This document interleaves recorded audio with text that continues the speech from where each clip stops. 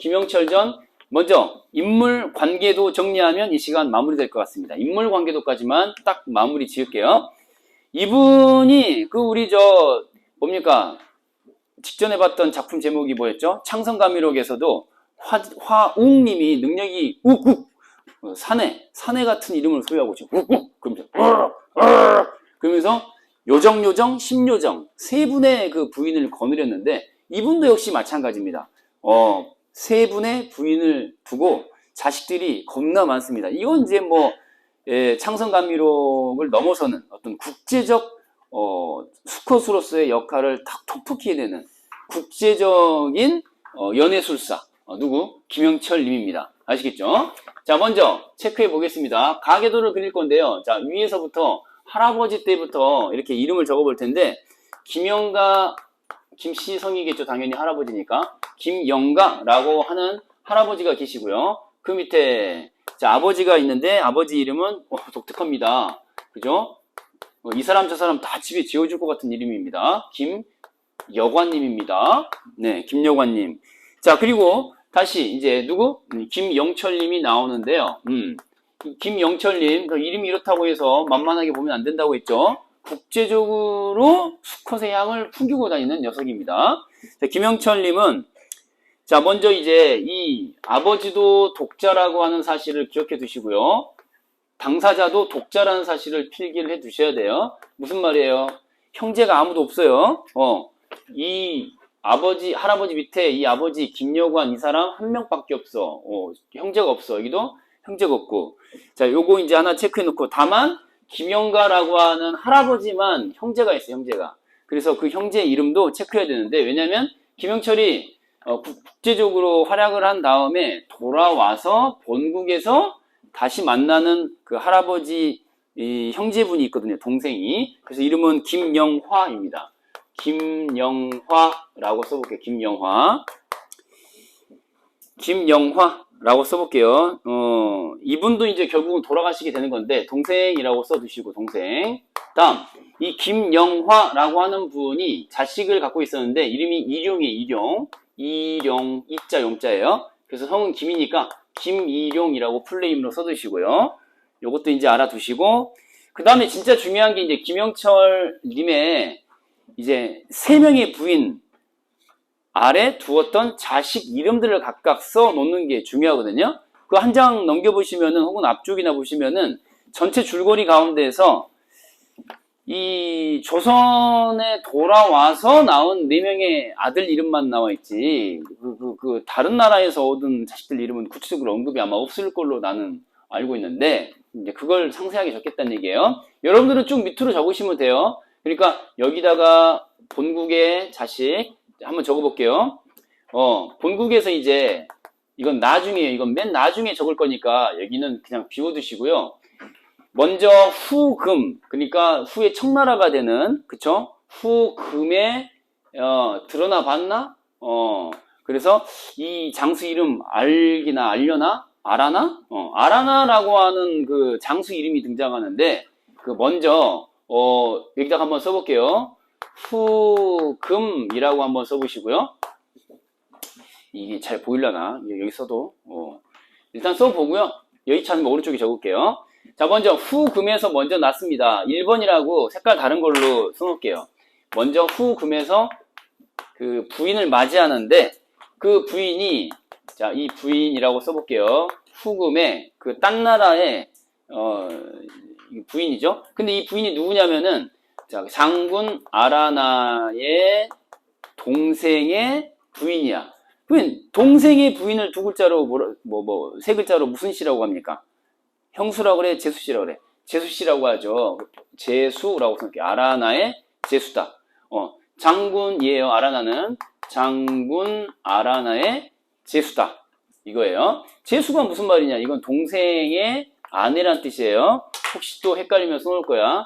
동생 아내. 동생의 아내를 뜻해요.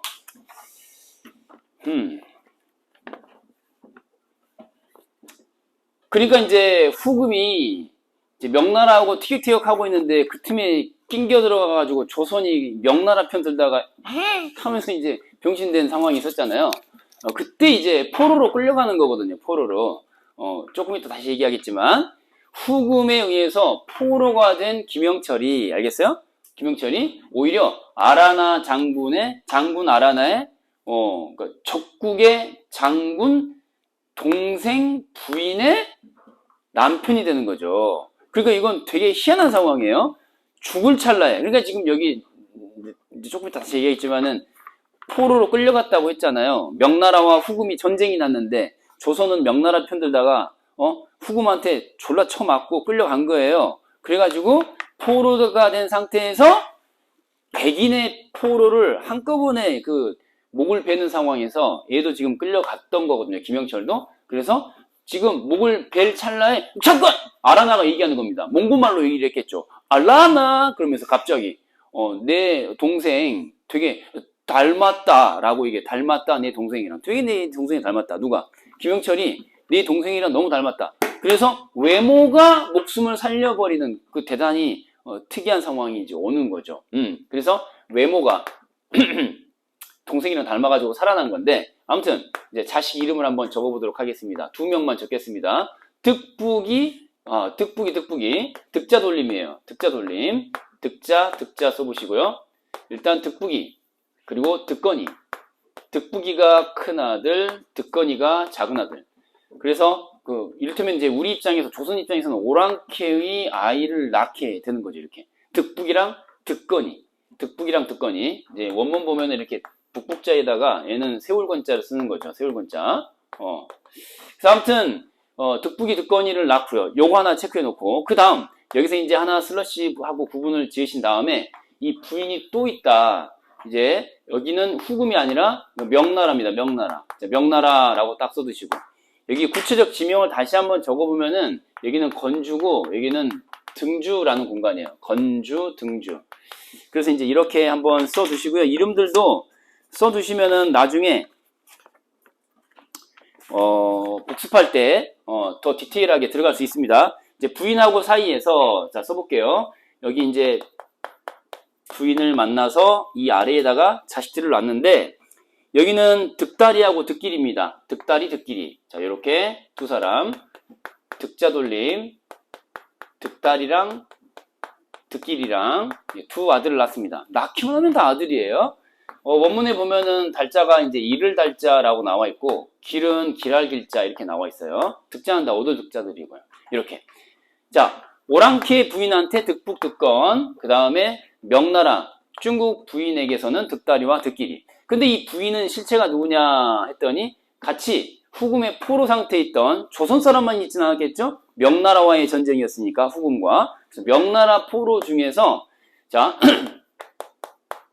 전시성을 가진 사람이 있어요. 그래서 이 녀석 전시성을 가진 녀석 그 다음에 그 다음에 년이라고 써볼게요. 전윤년이라고 하는 그 인물의 전윤년의 여동생입니다. 이건 이제 조금 사연이 좀 있는데 이 부인은 지금 동생이 죽은 상태에서 그러니까 남편이 죽은 상태에서 재혼인 것이고 여기는 초혼이에요. 초혼. 여기는 초혼이야.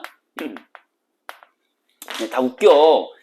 여기는 지 동생이 죽어가지고 이제 닮아 보였다고 해서 장군이 이제 김영철을 선택한 거고 여기 이제 누구야? 전윤영 같은 경우는 탈출할 당시에 야 나랑 같이 해주면은 6인의 혈주를 마신 녀석들이 있거든요.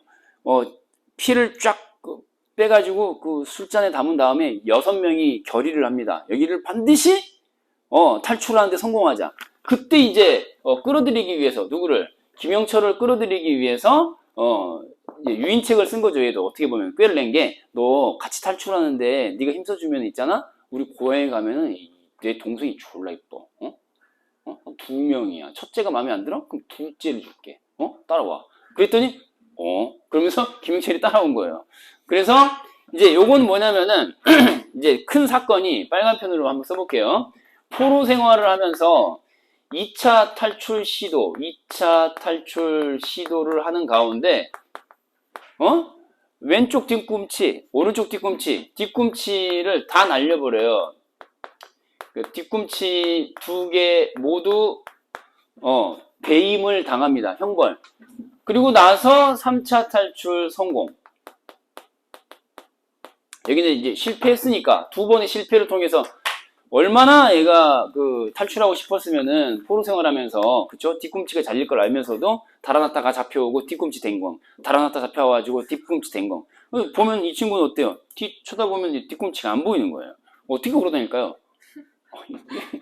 이렇게 다니는 거. 아무튼 그렇습니다. 인물 관계도에서 빠진 건 없고요. 주로는 이제 요렇게 이제 체크하시면은 될 것 같습니다. 간단하죠? 이건 간단해. 쉬는 시간 10분 같고요.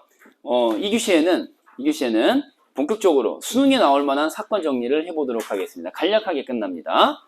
7번 지문, 독서 7번 지문 못 푸시거나 못 읽어봤다. 쉬는 시간에 읽어보시고